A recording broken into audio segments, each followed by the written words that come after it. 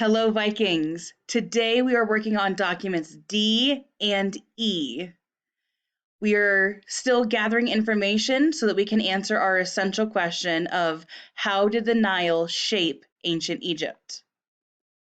So the source that we are looking at today is a painting from the tomb of a tradesman named Senedium. He lived sometime between 1307 and 1196 BCE. So before we go in depth into the painting, let's take a look at the note. Follow along with me. Heaven in ancient Egypt was a paradise called the Field of Reeds, shown in this tomb painting. Those whose heart had the correct weight at death could, after a long journey, live in the Field of Reeds forever. The Field of Reeds was believed to be somewhere in the east, near the rising sun. So, like I said, we are going to take an in-depth look at this tomb painting. At the very top, you have Ra, the sun god, and he is traveling across the sky in his boat. On either side of him, we have baboons who are shown worshiping the sun god Ra. In the middle panels, we have Senedium and his wife are harvesting emmer wheat, and they are harvesting flax to then weave into linen cloth. In the bottom panels, we have date palms and ornamental plants. So these plants are really just to look pretty. These plants are to feed the people and to make clothing, and these plants are to look pretty.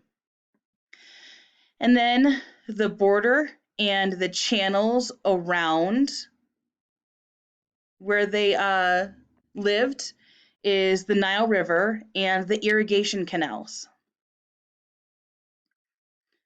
So remember, you want to open the Word document in Word, the desktop app.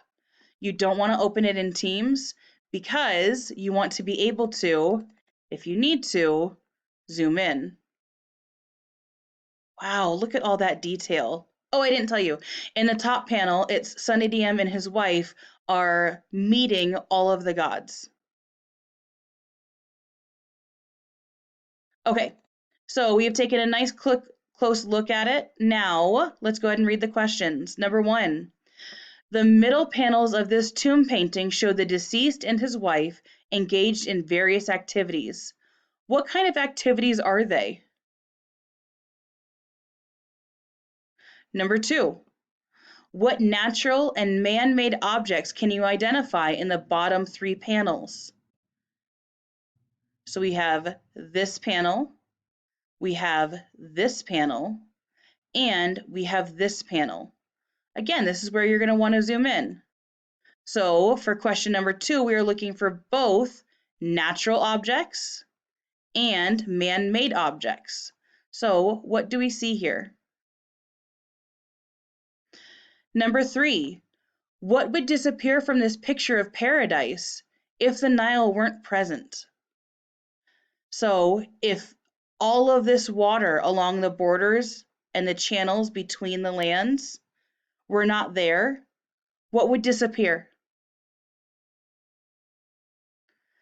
And finally, number 4, using this document only, explain how the Nile shaped ancient Egypt. Remember, we are working on this, answering this question throughout this entire week. But with each document, I want you to be thinking, how does this show me how the Nile shaped ancient Egypt? As always, you can pause, you can rewind, you can slow down, whatever you need to do. So after we have completely answered all the questions in document D, we are going to open document E. So with document E, We are going to study the hymn below, then answer the following questions in complete sentences.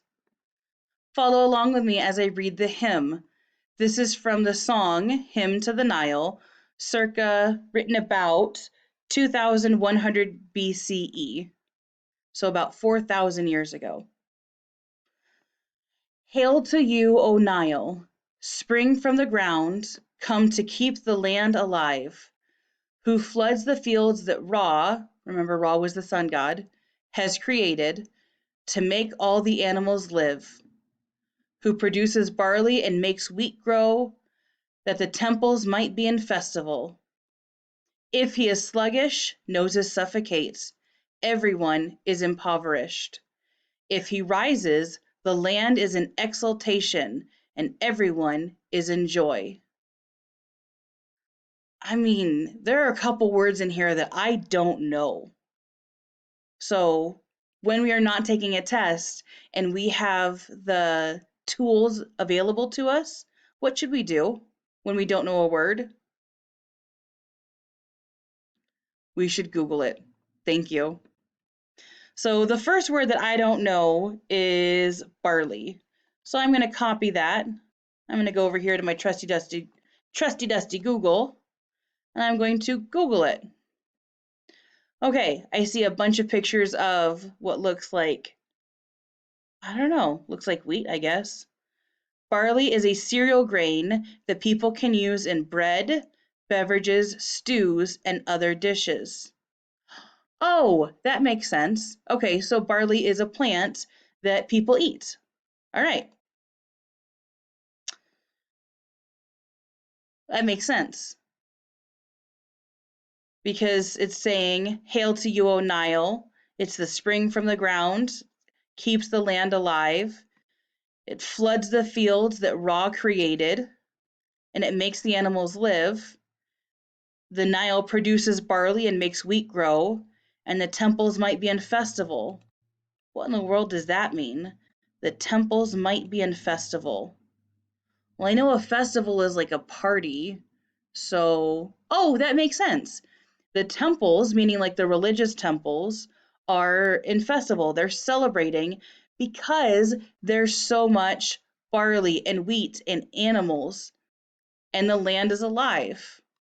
Okay, the first stanza makes sense. There were a lot of words in the second stanza that I didn't know. So, sluggish, I'm going to Google.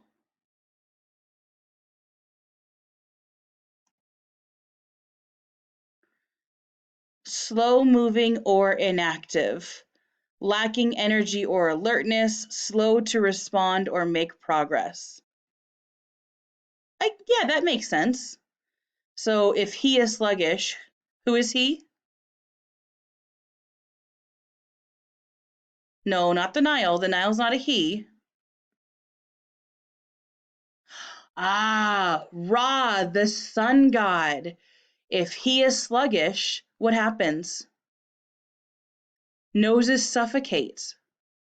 So people can't breathe. Everyone is impoverished. Uh-oh.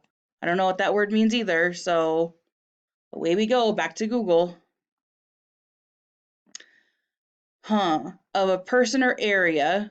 Well, yeah, everyone, because it says everyone is impoverished, so it's talking about people. So it means they are made poor. Okay, that makes sense. Does it mean literally poor or figuratively poor? Oh, pause the video and think about why that could mean both, literally and figuratively poor.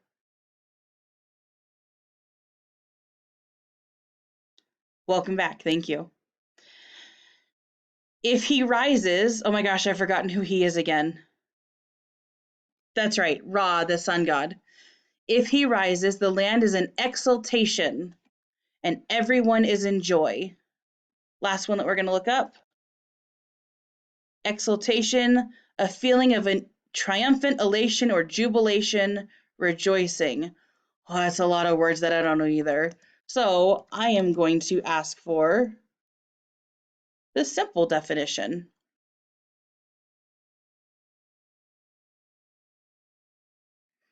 Helps if I spell it right, huh? Oh, there we go. A condition of great pleasure or happiness, especially at seeing someone else's defeat or failure. So I guess it's the defeat of um, like a drought or a dry season. So if he rises, the land is in exaltation and everyone is in joy. That makes sense. Great happiness, everyone's in joy. Okay, so we know what the poem is about. We know what the hymn is about. Well, we've got our first question. What exactly is a hymn? We've read it, we understand it, but can we define what this type of poetry is? Our directions say study the hymn. Our source is the hymn of the Nile, but what is a hymn? What a wonderful point you make, my awesome humans. We can Google it. A hymn is a religious song or poem to praise a god or to praise the Christian God, capital G Christian God. The ancient Egyptians were polytheistic. Next week, we're going to be talking about their religion, but they believed in a lot of different gods. You saw in document D, let me zoom in nice and close, right here, oops, all of these people are actually gods. So that's Ra, the sun god. We have Thoth. We have a handful of other gods that we'll learn about next week, but we have Ra up here, Ra down there. They had a bunch of different gods that they believed in. So this hymn, oh my gosh, I've already forgotten. It's your responsibility to go to Google, find the definition, and put it into a complete sentence. Number 2, according to the hymn of the Nile, why do the Egyptian people praise the river?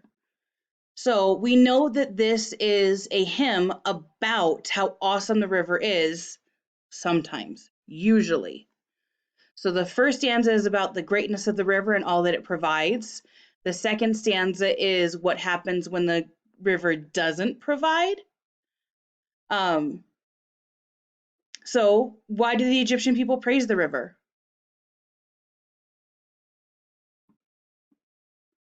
I want you to try and challenge yourself. Give at least 2 reasons. It challenges the river because this and because this. There are 4 reasons here. Remember, you were answering in a complete sentence. Number 3, what is the one bad behavior of the river that is mentioned? What is the result? Friends, there are 2 parts to this question. Please make sure you answer both parts. What is the bad behavior? And what happens as a result of that bad behavior?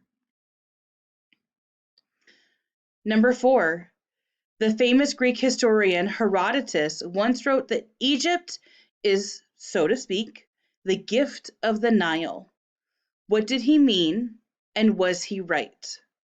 So there's 2 parts to this question also. Explain what this quote, Egypt is, so to speak, the gift of the Nile. Explain what that means, and tell me, was he right?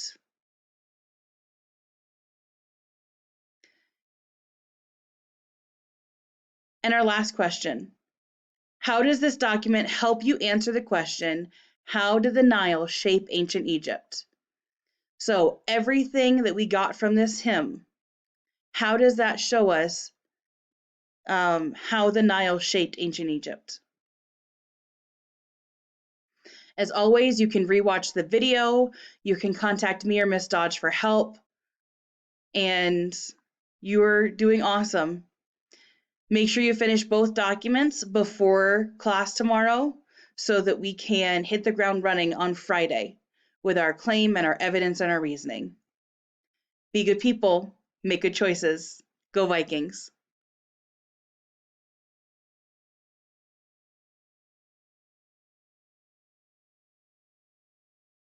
If you stayed this long.